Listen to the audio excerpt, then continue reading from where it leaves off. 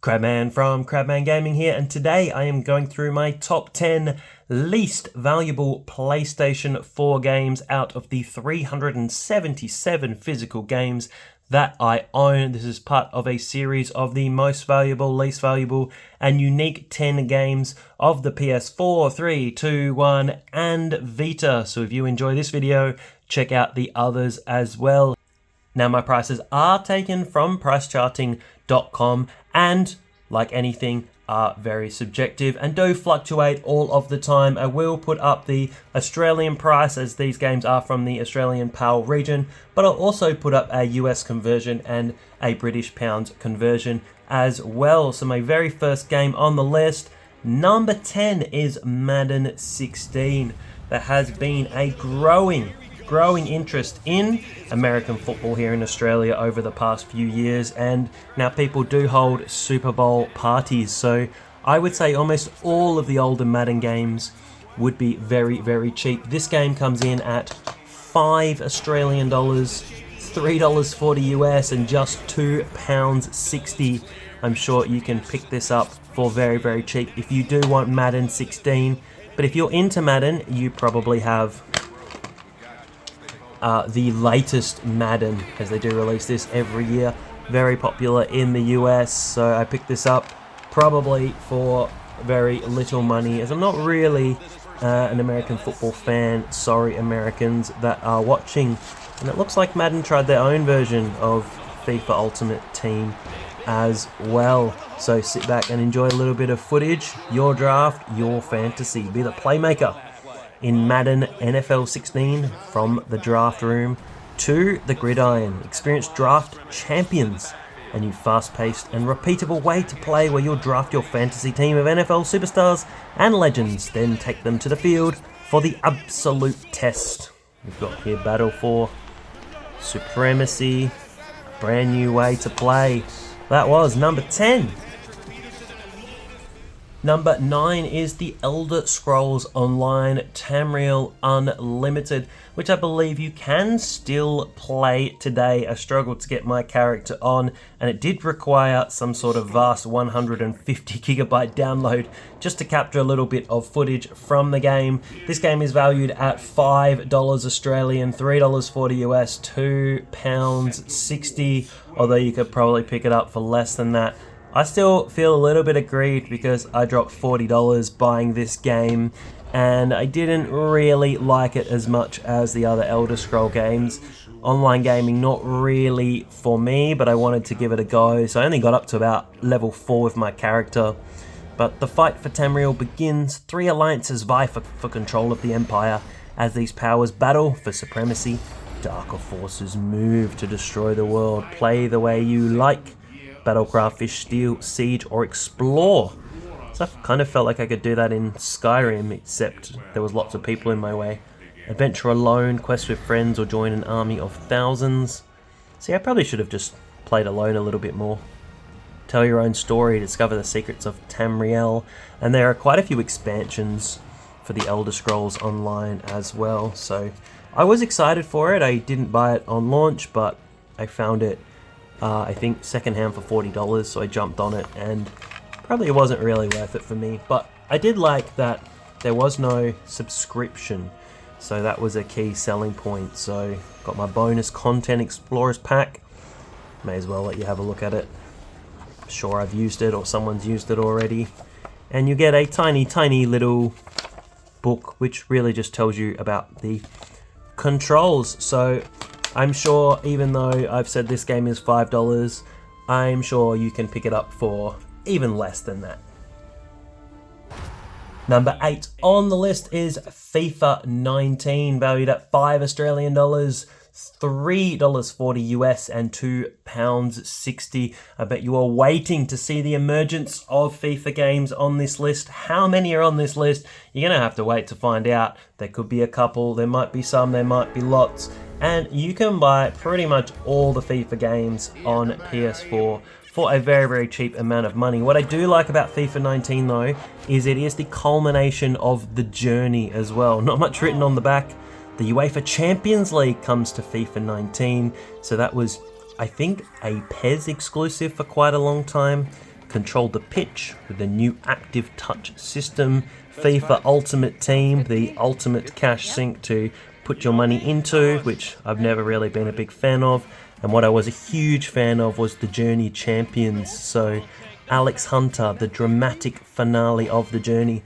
I feel a little bit sad that they didn't continue the Journey. So FIFA 19 had, it was the third, FIFA 17 started the Journey, FIFA 18 continued the Journey, and FIFA 19 was the end of the Journey for the kind of JRPG. Link over, and I did buy this when it came out, $69. Not too bad for a day one release, which is probably when I got it. I can't see the date on here somewhere, but that'll do. We've got a couple of little booklets stating about Champions League, Division Rivals, Squad Battles. Ultimate Team's always there. Kick off your online season. I've never really been big on playing other people online. I'm a little bit of a solo gamer, but if you enjoy playing online, FIFA can be very, very competitive. So how much more FIFA will we see? Who knows? But I did enjoy the Journey a lot. So if you do want to pick up FIFAs for PS4, I would suggest 17, 18, 19. Number 7 on my list is Battlefield Hardline, valued at $5, $3.40 US and £2.60. This is the deluxe edition, which gets you 3 specialized battle packs and 10 gold battle packs. I think wanting you to play online as much as possible. MA rated here as well. Gee, not much on the back cover, but get a piece of the action. A visceral story on both sides of the law. And I did like when shooters had their own story mode as well. It didn't have to be 50 hours long like a JRPG, but as long as you got a couple of hours of a good story, that's what I kind of enjoyed more than the multiplayer. So it's a damn good shooter. This is Battlefield after all, and I really enjoyed playing through the start of this game. So this is a very, very cheap game. Again, I say $5, but you can probably get it for even cheaper.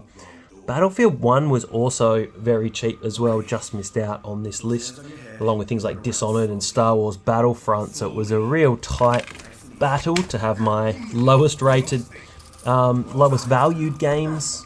Got the premium mode, and I think for a lot of these games they are really good. They just sold so many copies that their value didn't get held much at all. So if you did enjoy playing Battlefield Hardline back in the day, or Battlefield 1 or any Battlefield games, drop a comment below. Let me know what was your favorite shooter of the PS4 era.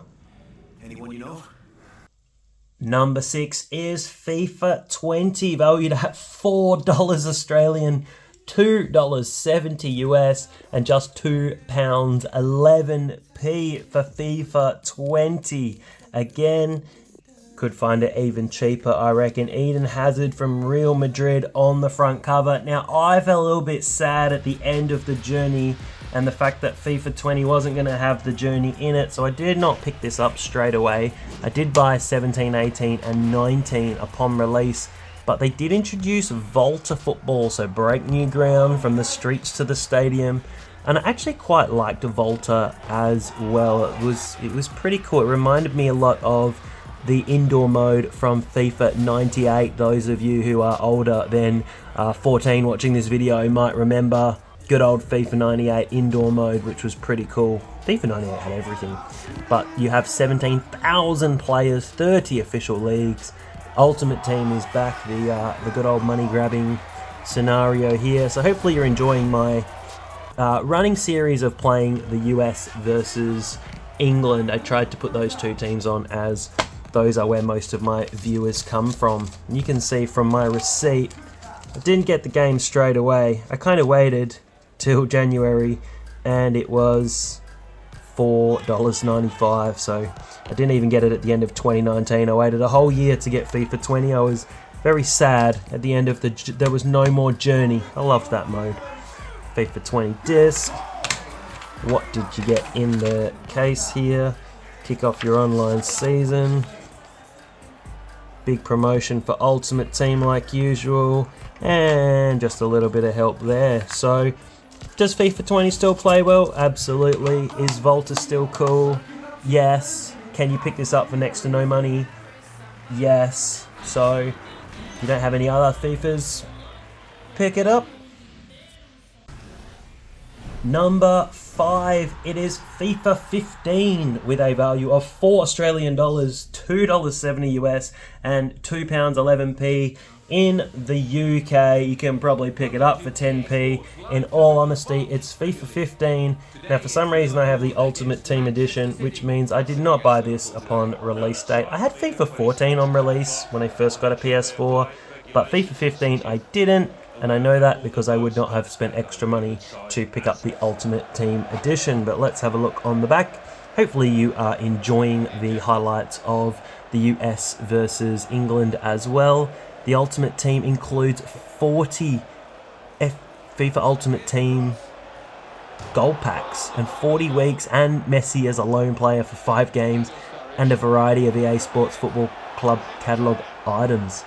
Yeah, I gave it a little go, but I just didn't like the predatory nature of Ultimate Team.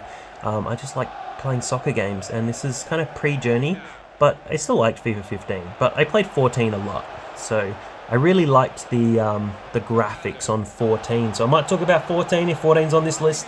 It might be on here, it might not be. But I think having 14, I wasn't in a huge rush to buy 15, especially in an era where PS4 games were still really expensive in those first couple of years.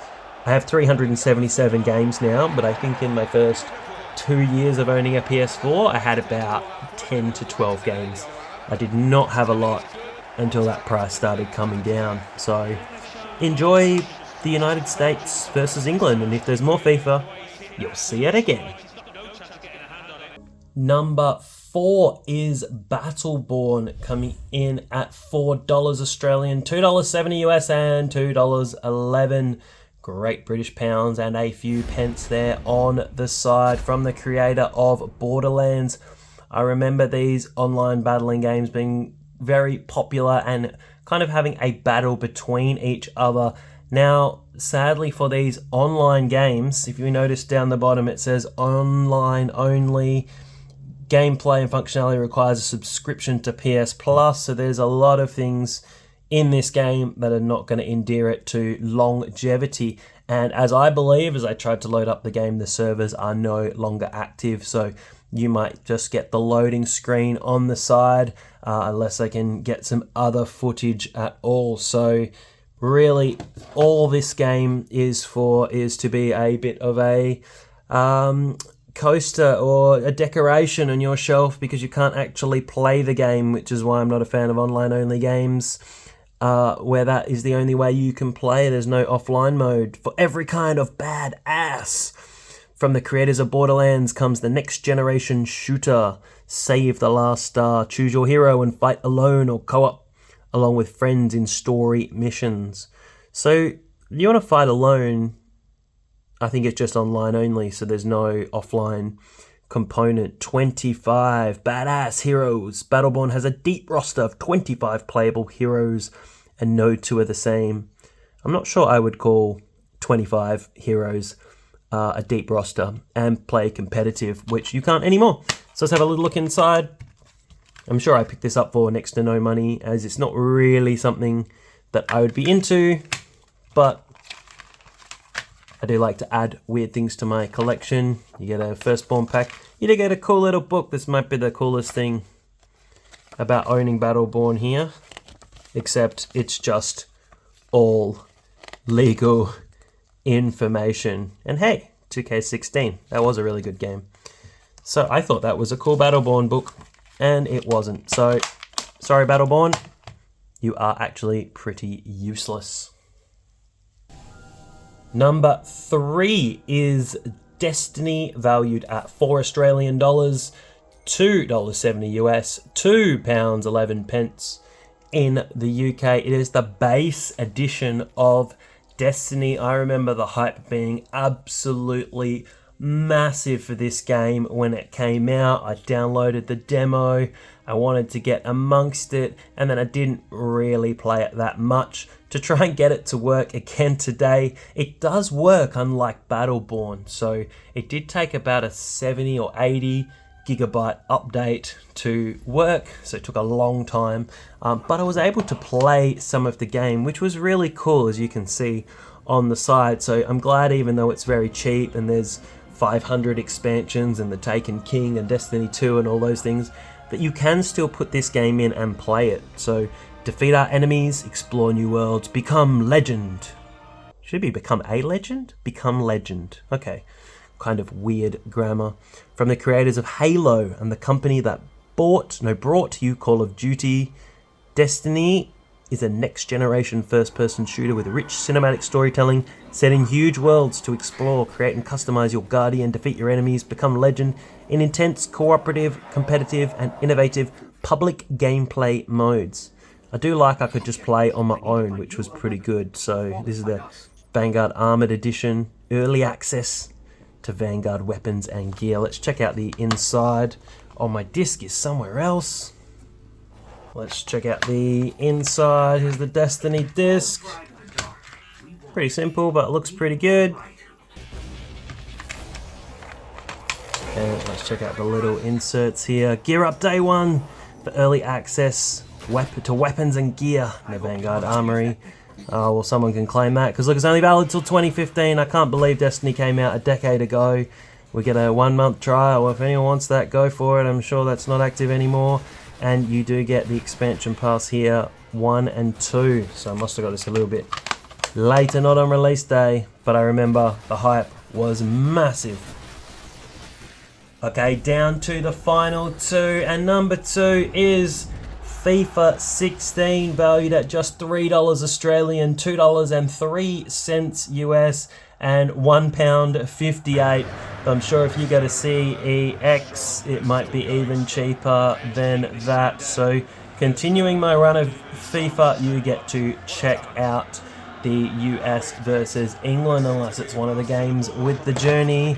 But really more of the same. I don't think FIFA 16 really innovated that much.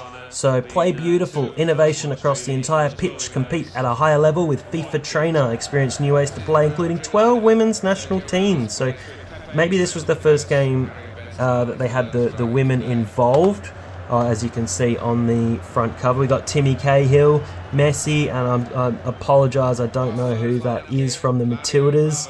Normally it's all Sam Kerr nowadays. I've got my receipt in here, so when did I buy this? Hey, look, $10 off at Target. That's pretty exciting. Yeah, I must have bought this upon release day, as you can see my receipt, 24th of September 2015, $64. Now, in Australia, a little bit sidetracked, is the major retail brands like Target and Big W used to compete with the game stores and release day one games at $59 or $64, so that was always pretty cool, which is normally why I'd get day one releases from department stores as opposed to EB Games would be selling this for $100 and Target would be selling it for $64. So, and you'd ask to price match and they wouldn't always do it, so it was just easier to go to the department store. Hey, anyone wants that code? It's there. 15 FIFA Ultimate Team Gold Packs. Now, when you do play this game, all the online servers have been shut down. So I think, yeah, the inclusion of the women was the big innovation for 16, and then 17 started with the journey. And number 1 in my least valuable PS4 games, is it FIFA 14? No. Is it FIFA 17? No. I actually love FIFA 17 because it has the start of the journey. It is FIFA 18. That is my lowest ranked, least valuable PS4 game, valued at just $3 Australian, $2.03 US, and £1.58. FIFA 18 does have the middle block of the journey though, so well worth picking up. That 17 to 19 trilogy will give you hours and hours of fun, so you are enjoying some of my journey footage. And I picked this one up, not brand new, as you can see there's a little tag on there as well, but we've got the Frostbite engine, which is pretty exciting. Real player motion tech, all new animation. We've got FIFA Ultimate Team, because you know how else are they going to make their money? And the Journey Hunter returns now with a star-studded cast featuring Ronaldo, Griezmann, and more. And also, where's Gareth? His mate Gareth. There's the FIFA 18 disc. Inside, we've got some stuff they're always promoting, PS Plus. More stuff for... Get some pre-order bonuses, Ronaldo on loan, 8 special kits. And what I also have as well, as just a little bonus for you to have a look at, I've got my FIFA 18 copy, and I picked this up very, very, very cheap, but it was the FIFA 18 Steelbook, so a little bit of a bonus. I love trying to pick up Steelbooks, and a lot of time at places where I go to buy games, they'll value the Steelbook at the same price as FIFA 18, so I think I got this for a couple of dollars, but everything inside is the same. Really got the same bonuses, just in the really cool Steelbook. So there you have it, my least valuable PS4 games, my least valuable 10 out of 377 physical games. This is part of the most valuable, least valuable, and unique 10 game series. If you have enjoyed this video today, flick a quick like down the bottom, as capturing the footage took forever. Subscribe, you're absolutely awesome. And if you have a game you think is worth less than any of my games, please post it below. Until next time, have a wonderful day, and I'll see you later.